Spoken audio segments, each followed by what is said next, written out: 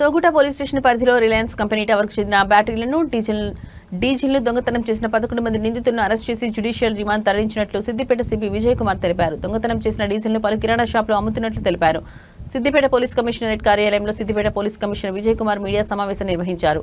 ఖమ్మం చెందిన ఓ వ్యక్తి కీలకంగా వ్యవహరించినట్లు పోలీసులు గుర్తించారు. వీరిపై 50 వరకు కేసులున్నట్లు తెలిపారు. నిందితుల నుంచి కారు, బైక్ స్వాధీనం చేసుకున్నట్లు తెలిపారు. ఇలాంటి పనులు ఎవరు చేసినా కేసు నమోదు చేసుకుని చట్టరీత్యా చర్యలు తీసుకుంటామని హెచ్చరించారు విజయ్ కుమార్.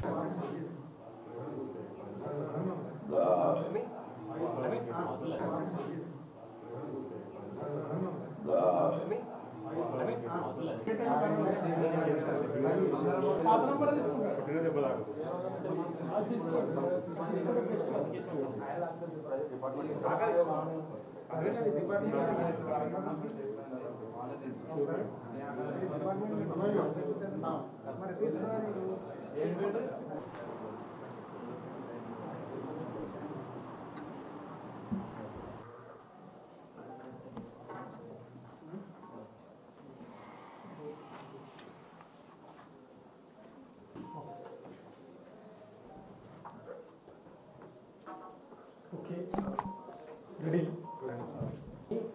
ఇంకా కొన్ని వాళ్ళకి ఎట్లా వచ్చినాయనే దానిపైన కూడా మన పోలీస్ అధికారులు విచారణ చేస్తారు. 6 రిసీవర్సు, 5 ఈ దొంగతనాలు చేసిన వ్యక్తులు. Thank you. సీసీ కెమెరాలు ఇంత చేస్తుంటే ఇక్కడ కూడా మనకు పట్టుకోలేదు.